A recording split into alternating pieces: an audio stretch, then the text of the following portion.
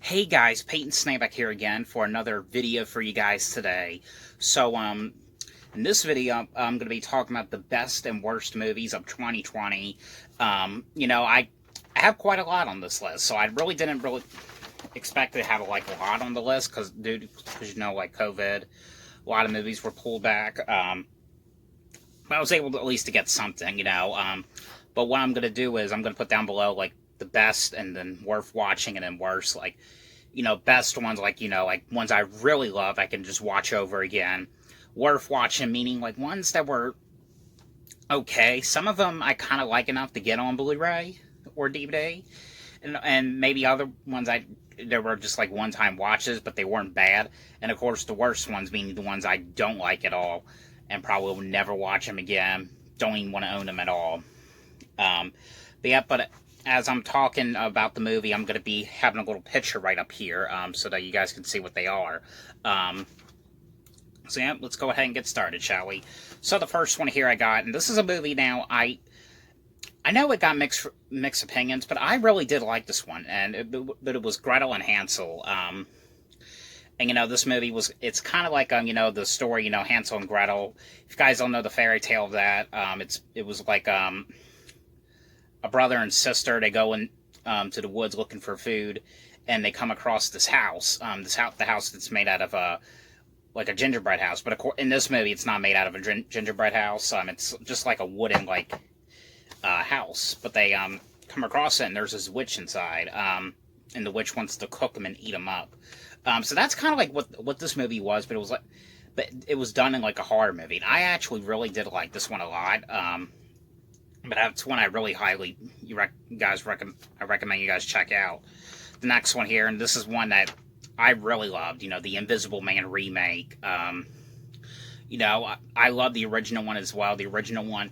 And what I did like about this one was it didn't do like the exact same thing like the original one did. Like it didn't do like script for script or shot for shot, like the Psycho movie. But I really like this one. If you haven't seen this one is basically, this has Elizabeth Moss, and she's basically, trying to leave from her abusive husband, and she stays and lives with these friends. And she gets a call, or like someone tells her one day that her husband committed suicide, and but since that happened, that's but she thinks everything's better now. Okay, now he's dead, and I can probably live my life again. But of course, that's just the beginning, because you don't really want to say too much about this movie because it's like stuff is like moving around, and like weird things are happening in the house, like things are like mysteriously like disappearing or moving by itself. And of course, it's the Invisible Man, of course. But that's all you could really say about that one. But I really love that one a lot. I heard there's going to be some sequels to this one too. So I cannot wait to see the sequels down the line. Of course, this next one here, this one I was going to put for worth watching, but I'm going to put it as for best because I did watch it a couple more times with my mom because my mom loves this movie. Same thing with the Invisible Man. And I started to kind of like it a lot better. Because it was one of those ones, it wasn't pulled for COVID, but it was pulled because like some kind of ban thing or something. It was banned for a little bit, and now it went to theaters, but it was the movie The Hunt. But from the trailers though, it kind of looked like it was going to be like a Saw in the woods, but it wasn't really exactly that. But you get some. I have to say, like, the intro in this movie was very great, really well done, really bloody and gory, such a great movie right there. And the next one here, this is one I absolutely loved, I loved seeing this one in the theaters. I know it didn't go, some theaters were putting this was in some theaters, but I was able to go see it in theaters, but it was the new Bill and Ted movie, Bill and Ted Face the Music. And this is them, Bill and Ted now, their fathers, and they had these daughters. One of the daughters is played by Samara Weaving, and basically, it's them, and it's this is like years later after like the second movie. They're supposed to like make this like music video the most popular music video ever, or that will like unite the world, and they have like 75 minutes to do so before, like, the world, like changes. That's basically what it is, and the girls are like doing basically what Bill and Ted were doing in the other movies as well, like going through the time machine and stuff. All right, the next one here is the new Russell Crowe movie, Unhinged, which was basically about Russell Crowe like playing this crazy like guy in this car, it's kind of like a road rage like movie. This girl goes in front of him, and when the light changes to green, but he won't go, she's getting angry about it and honks, and then she's like, "Oh, forget it," and the guy is basically like harassing her, basically. But such a great movie right there. The next one here, and I know this one right here was one. It was, I think, it was supposed to come out, from what I've heard, back in 2017, and then it had a date finally. And then once again, it was pulled again because of COVID. So a lot of crazy moments with this movie, but it finally came out back in August. I really did love this one a lot. I mean, not really like an X-Men fan, but I absolutely love this one. This was called the New Mutants, which this took place in like this weird like asylum, and it was basically like these people, like Anya Taylor-Joy's in the movie, which I love that girl, love everything she's done. But it's basically these people having all these superpowers, and they're trying to figure out like why they have all these superpowers and stuff. Such a great movie. The next one here, I know there was 2 movies of this movie that had this title as well, but I saw but this is the movie Alone, and we'll have a picture on here of which one I'm talking about exactly. This is the one that came out from Magnolia and Magnet. It was a very, very, very limited release, but surprisingly, Rehoboth was actually playing this movie in the theater, and I was able to see it. Absolutely loved it. This was basically like about this girl who was I think she's like moving out of her like apartment, going like on vacation or something. I can't really remember exactly the plot, but I remember like it had like an intro, kind of like Jeepers Creepers, like kind of like when the kids are like getting harassed by the truck. This is her basically. The guy's kind of like this guy in the truck is like harassing her, like following her around, and of course you find out right away that he's actually like a serial killer, and he kidnaps her into like a basement and stuff. But really great one right here. And this next one right here, I know I had my mixed opinions about it, and I watched it a couple more times on the HBO Max. I absolutely really liked it a lot better than how I used to. And I have to admit, there was some pretty decent stuff about this one, but this was the Witches remake. And of course, it's kind of, if you haven't seen the original one, it's kind of like the same thing as this one, but it's basically about like Octavia Spencer like playing the grandmother of this kid, who's this 9-year-old kid. They go to this motel, and when they go there, there's like a convention of witches, and of course, like the one kid gets turned into a mouse, and the Bruno Jenkins character gets turned into a mouse, and it's them trying to figure out how to stop, all the witches, and like get back at them, trying to stop them from like doing it to every children in the whole wide world. The next one here, this one was a Prime movie. Absolutely thought this movie was amazing. This one was actually, and this was the new Borat movie, Borat subsequent movie film. Now, when I heard about this, well, I've been hearing something about like there was like a Borat 2 or something, but I thought it was kind of like a hoax or something. But then I saw a video on Facebook one day, one morning, and it was actually and I thought at first it was like a fan film, but when I watched it, I'm like, oh my god, this is a new Borat movie. And me and my grandfather loved the first one. We even loved this one. So, but it was kind of like dealing with like what's happening now. Like the first half had to do with like normal time, and then the other half was like dealing with like the coronavirus and stuff. But it's basically Borat. Ever since like the first movie, he was in prison, and he was going to go back to America. I forgot what the reason was exactly, but I thought that movie was great. Next one here is the movie Spell, which was another limited release, and it had like a feel to like Misery. You know, the movie was basically about this guy and his family. They're going on vacation, and the plane ends up crashing. And he wakes up, and it's Loretta Devine's character, you know, trying to save him and like trying to protect him, and you know, like just like she's like helping him, and then you know he finds out that there's like weird stuff about her and her family and all that stuff. The next one here is the movie Freaky, which is the new Blumhouse movie, the latest one that got theatrical release. It's from the guy who also did you know, the Happy Death Day movies, Christopher Landon. This was a movie mixed with Freaky Friday. It was kind of like, you know, it's basically about the girl, Catherine Newton. You know, she's the main girl in this. She ends up getting killed by you know, Vince Vaughn, who's this wanted like serial killer. He basically he kills her with this like weird like kind of like knife he finds in the beginning of the movie, and then the very next day they both switch bodies, and it's them. It's the you know, the girl trying to get her body back, because she's got within like 24 hours to get her body back, or she'll be trapped forever.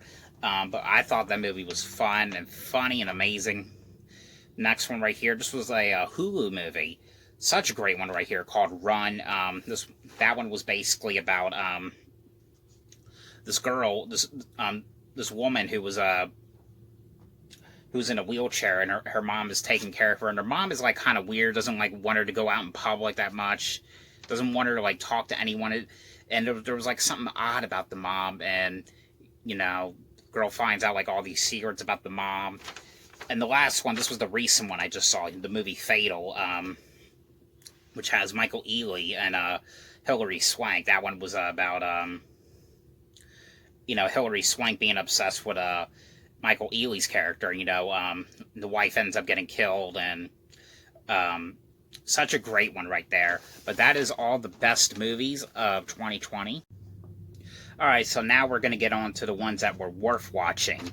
These are ones that some of them I like them, and I still kind of like them enough to get them on Blu-ray, but they're just not like my favorites or like amazing movies. Some of them are kind of just like my one-time watch like movies. There's like about 15 here, so I might go a little bit faster on this one. All right, so the first one here is Fantasy Island, which was of course, you know, based off the TV show from like the 70s, I believe. You know, this one, it was made into like a horror movie about a group of these people who go there on this island for vacation, and they can get to, you know, it's basically like the TV show, you know, but their fantasies are like evil, basically.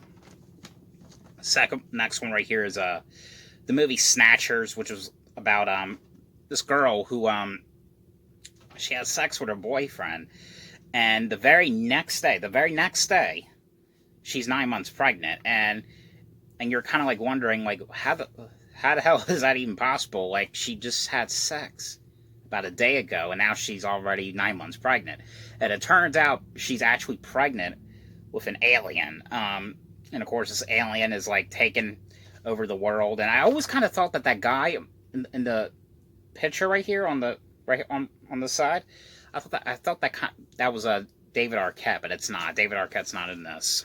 Alright, the next one here is Brahms the Boy 2, which, in a sort of a way, I was kind of shocked when there's another movie I was kind of shocked they did another one of, which I'll talk about later on in the video, but I was really shocked that there was going to be a second Boy movie, because, I mean, in a way, I mean, the first movie was actually probably, like, the best movie. I really loved that one a lot. Had, like, a great twist to it. I don't want to say what the twist was, but when you watch this one, in a sort of way, I mean, you don't really have to watch the first one to see this, because in a way, this is kind of like its own movie. So, I mean, I don't really consider that... I mean, there's really kind of like no connection to the first one. I don't really think they talk about the first one that much, but this one was kind of like Katie Holmes and her son, Robert, ends up coming into the house, and ever since then, her son is like all traumatized. He won't even say a word. They move to this new house, and him and his father, the father and the mother, and the little boy goes into the woods, and he finds the Brahms doll, and basically what ends up happening with the doll, um, you have to like do these rules with the dolls. You have to like feed the doll and sing to the doll, and if you don't what if you don't do what the doll we have to do to the doll, and evil things happens basically. But I thought that was a decent one. But I mean, the first one was a little bit better though, more of like a great like mystery like horror thriller. All right, the next one here. This is one I believe it was going to go in theaters, but I don't know if it ever did or what, to be honest. I mean, did this movie ever, this next one right here, this one's called The Lodge. Did this one ever go into theaters? Let me know down below if it ever did. But it was kind of like, I think, Alicia Silverstone was in it. Her name's credited in the movie, but she's only in it for like a minute. From what I remember, it had to do like these kids visiting like their aunt at this cabin or something, or this lodge, and like creepy stuff was like happening. I don't know. I thought that one was alright. The next one here is the new Scooby-Doo movie, Scoob, which was one that was originally going to get released theatrically, but it went on to video on demand. For a Scooby-Doo movie, I actually thought it was pretty decent. I mean, nothing perfect or anything. I still have it on my digital, but I don't never bought the Blu-ray. I mean, I didn't really like it enough to get it on Blu-ray, but it was kind of like them. I think like Scooby-Doo like ends up getting kidnapped or something. Like some of these ones I try my best to remember them because it's been like a while since I watched them. But from what I remember, it was like them getting kidnapped by like these robots or something, and the gang is trying to like figure out like some kind of, I can't really remember. I'm sorry. It's been like I might have watched that one since like back in May. All right, the next one here. This one was a Netflix movie. This was a Fatal Affair. It's one of those stalker like movies, and you know me, I love these kind of like stalker like movies, and some of them are not great. But this one, it's just kind of like your normal like stalker movie. Woman meets a guy, or a guy meets a woman. They're crazy out their minds, and they're obsessed with them. They do stuff in order just to get them to their side. But I think this was like this girl who was like it was Nia Long. I know Nia Long was in it, and Omar Epps. She ends up seeing like I think her ex-boyfriend that she dated back in school or something, and they started like hanging out, having like a little affair, and you know, but the guy's like really obsessed with her. He wants her back basically, but she says no because she's already married and something like that. I can't really remember, but I remember it was something like that. But I don't really want to screw up these reviews, you know. The next one here, this is a one-time watch one as well. I think it said it was from the creators of or the producers of the movie Get Out and Us. I don't know if what's his name? I forgot his name. Jordan Peele. I don't know if Jordan Peele had anything to do with this. I think he produced it. I'm not sure exactly. But this is the movie Antebellum. Antebellum had to do with, like, the African American cult thing. The next one here is and this one I was really excited to see, and I kind of like the second one a little bit better. I mean, this one was kind of cool as well. Tony Todd was cool in this one. It was Tales from the Hood 3, which is, again, another direct-to-video movie. And from what I've heard, there's going to be, like, a TV series of this, of this now. And, you know, Darren Scott and Rusty Cundiff, you know, I love their movies. I like their other movie I reviewed a couple months ago, American Nightmares, which is a great one. You know, I really like their anthology movies. They should keep up with these anthology horror movies because they're really great with this. You know, but the third one was decent. You know, this one had to do with you know, what's his name? Tony Todd and his granddaughter. They're running away for something. It doesn't really explain what they're running away from till the ending, but they're running away from something, and they go into this abandoned building, and the little girl it's the little girl who's like telling the stories all the time. There's like 4 stories. I can't really remember the stories. I kind of remember the last one. The last one had to do with like these shoes. Like this guy was like stealing like mugging people, and he stole this one guy's shoes. And the shoes basically killed him or something. Something like that. Next one, of course, this one I have review of on Wednesday. I just did a movie night of it. I did review it for you guys, but the new Craft movie, which is technically a sequel, a direct sequel to the original movie, so which is way better than them just remaking it again. That's technically what it is. David Duchovny's in this one. The next one is the movie Spree, which was kind of like a horror comedy, like found footage movie about this guy, this kid who's he's kind of like a Uber like driver, but he's doing like a web show like for it, like a YouTube like show for it. But and you know, he's one of those people who's not very like me. I'm not really that popular, but he's not popular on the web, and he wants to try to get like the as many like popular people as he can get to watch his videos and stuff. And what he's doing in these videos is like he's like killing people and like drugging them up in like the cars and stuff, in like the Uber vehicles. It was a very crazy movie. I thought it was pretty decent. A one-time watch movie, not great or anything. And the same thing with this one. This one is probably one when I don't think I'll get it if it comes out to Blu-ray right away. I might get it if it's on Black Friday. But this was, you know, the movie Come Play, which has to do with like the kid with autism who can't talk, and he uses an app to talk. And his father, played by John Gallagher Jr., and he works as a security guard, and he finds this iPad for him, and the iPad, he finds it in the Lost and Found, and he gives it to his son, and but the iPad is evil, and this like force comes out, which I believe something like that. They can do like an urban legend for it. It's like an urban legend called Larry, kidnaps kids or something. I can't really remember what the whole legend was. The next one here, these last four, well, this one right here I just recently watched about like a couple weeks ago, but it was the movie Songbird. It was a movie sort of like what's happening now with COVID, but except like in this one, it's kind of like more extreme, and I'm just surprised they made a movie out of COVID. So it's just like, oh my god, crazy. The next one is The Wolf of Snow Hollow. About these people are trying to find this. There's something is going on. Someone is like killing people, and it turns out, and they're like getting ripped, their heads getting ripped off and stuff. And it's there, and they're thinking there's like some kind of like wolf outside. That's doing it. Next one is the Babysitter Killer Queen. You know, this was the other one. I honestly was shocked that got a sequel, because it was just like one of those ones where I was just like, nothing else happened, so how can there be another sequel? How can there be another one? But it's basically kind of like the same thing as the first one. But the boy, you know, he's basically, you know, still kind of like traumatized over what happened in the first movie. He's getting over it, but he's going out with this girl.